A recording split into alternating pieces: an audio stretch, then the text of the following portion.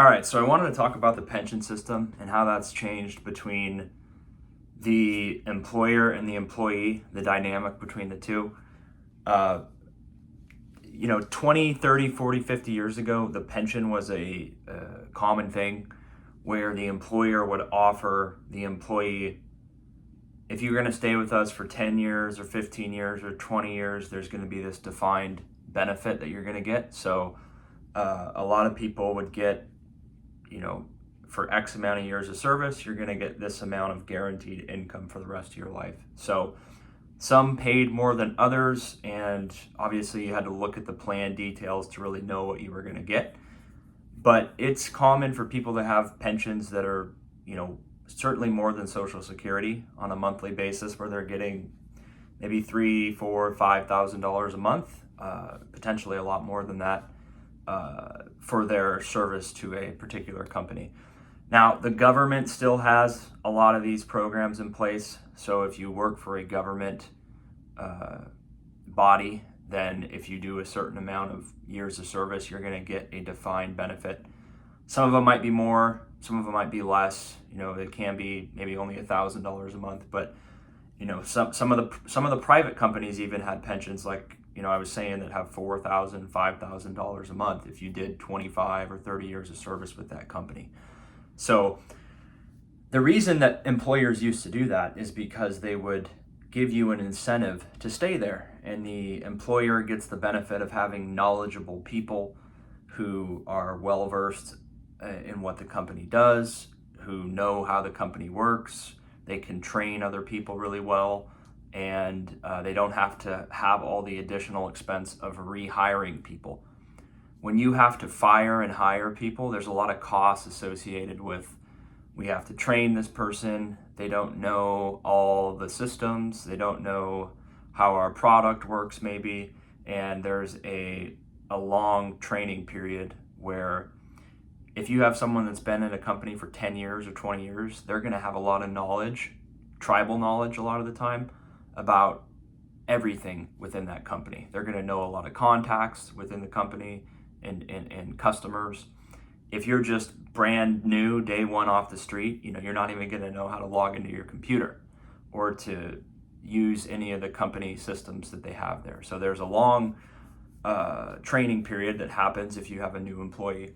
So the employer got a big benefit out of it, at least while the employer was there, or while the employee was there, because they would have people that were loyal to the company, people that wanted to be there. They had motivation to want to do a good job because they knew they had a good company that was paying them fairly. And if they did 15 or 20 years or whatever, at the end of it, there was a pot of gold at each end of the rainbow, right? You put in 20 years or 30 years at the same company, they're going to reward you with a pension for the rest of your life. So it's pretty common to have people of the older generation that have some form of a pension. Now it's died off. Probably Gen X doesn't probably have it, but there's a lot of baby boomers and certainly people that are older than them that have some form of a pension. And if you're a government employee today, you probably still have some degree of a pension, although it's probably worse than it used to be.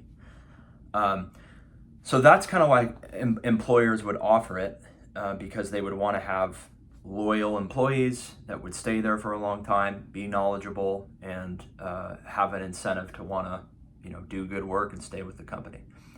It's kind of flipped now because as an employee now, the employer, if you work for just a normal type employer, unless you're in like a sales job or a job where you're commission, they don't usually offer a pension. So there's nothing that you're going to get for staying at a company for 10 years or 15 years or 20 years or 25 years, at least financially. You're not going to get a pension.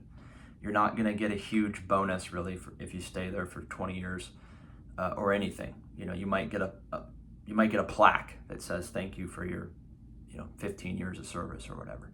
It has no monetary value and you can't do anything with it. So, and I'm not saying that that's just the way it is now. I don't blame the companies for doing what they're doing, because the companies can't afford to pay people that don't work there. That's probably what the companies have come to the conclusion.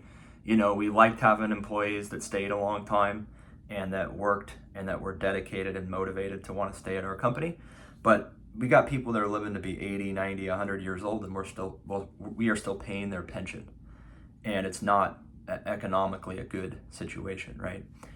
So they've taken that off the table, and now the company they're gonna have to deal with people that are job hopping a lot more, because from the employee perspective, if you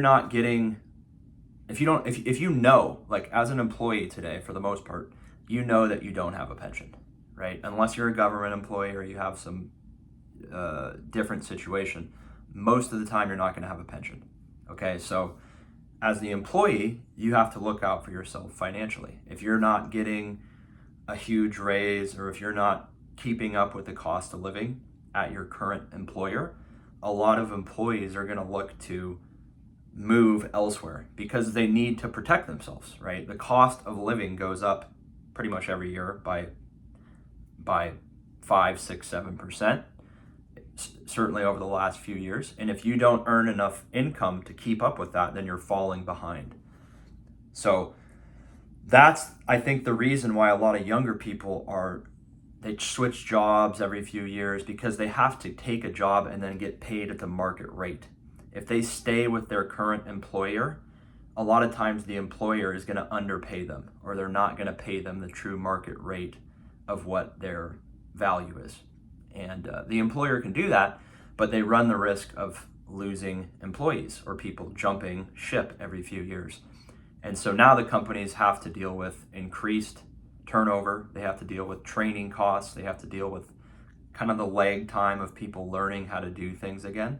It's probably going to take 3 months to 6 months at a minimum for an employee to really get up to speed. And it might take years for them to actually have, good knowledge about how systems work and all the products and everything and different contacts within the company.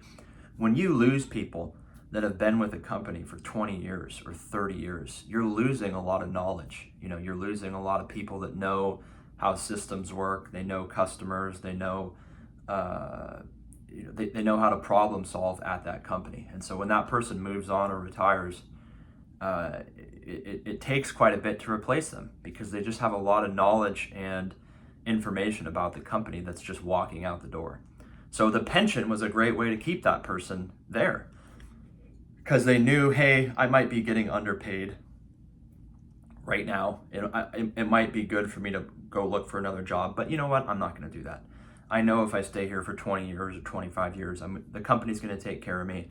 They're going to give me a pension. They're going to reward me for my tenure, and everything's good. But today, okay, a lot of people are getting underpaid if they stay at their current employer for a long period of time, and there's no promise of a pot of gold at the end of the rainbow, right? So the day that you stop working after 25 years, they're not giving you anything anymore. But the person from a generation ago, they're giving that person $4,000 a month or $5,000 a month, for the same years of service, right? So you can see how the game's just a different game now. If you were playing in the old game, it might have made sense for you to stay for 25 years with the same company. If you're playing the game today, you really have to ask yourself, if I'm not getting a good raise every year, and I know there's not a pension at the end of this, I'm falling behind. Not to say that the company's a bad company, or that the company's not, they're trying to do what's in their best interest, obviously. But as a worker, or as someone that's having to obviously be concerned about your own financial situation, you have to be able to assess, is it going to be economically worthwhile for me to stay here? Or if I'm staying here, am I falling further and further behind of where I need to be, right? Because your raises aren't keeping up with inflation. You don't have a call option on the future in terms of a pension, right? There's nothing waiting for you at the end of all your years of service, other than a cake saying thank you, enjoy your retirement, and shut the door on your way out. But you're not going to be getting any checks in the mail for your 20 years or 30 years of service. So it changes the decision making, and you can understand why younger people now are switching jobs more often, because it's their only way to really get the fair market compensation that they need. So the employer still has, they could say, hey, we're a stable company. We offer you guys a fair wage, but we don't have a pension anymore. So if you do decide to job hop, obviously you're taking risk, but there also is a good amount of risk if you just continue to stay at a place that's relatively underpaying you and they're not offering you any sort of future benefit, right? So what do you guys think about it? Let me know. The system's changed, but people have to adapt, and everyone's got to make the best decision for themselves. So let me know what you think. Subscribe. See you on the next one. Take care.